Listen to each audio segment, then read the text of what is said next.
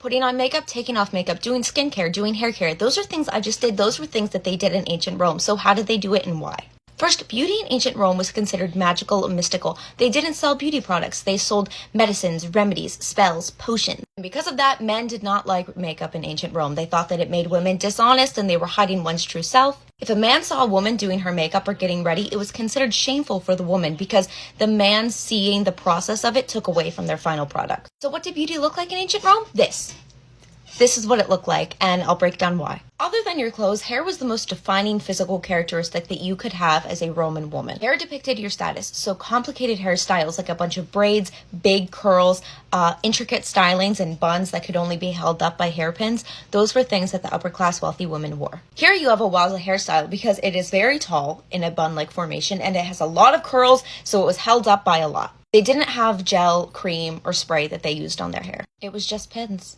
Women would have house slaves that doubled as hairstylists and beauticians because those were the most sought after. They didn't use wigs, extensions, or any kind of faux hair back in the Roman days. Thick, long, natural hair was what you wanted, and if your hair could pull off a hairstyle like this, you were beautiful. They also didn't dye their hair. That was seen as uncanny. So that was hair, but now we're back to her.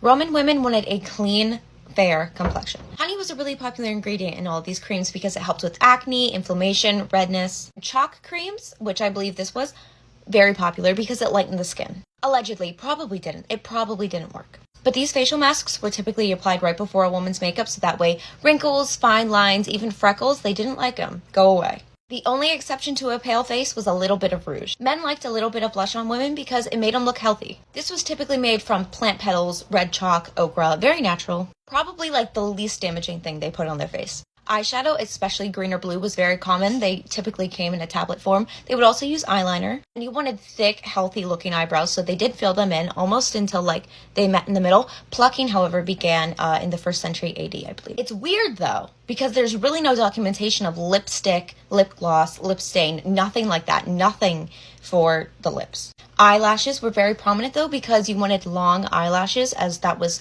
for some reason, a symbol of chastity, purity. So oils on the eyelashes to promote growth and keep them strong. But perfume went crazy in ancient Rome. Everybody and their mother had a perfume. In fact, Cicero said the best scent on a woman was none at all. Ancient Rome did not smell. It probably smelled closer to a nursing home. They would have bottles that they would pour all over themselves. They would pour it in their food. They would pour it in different sections of their house, so that way their house had a different scent for rooms. Anything floral, citrus, strong was Rome.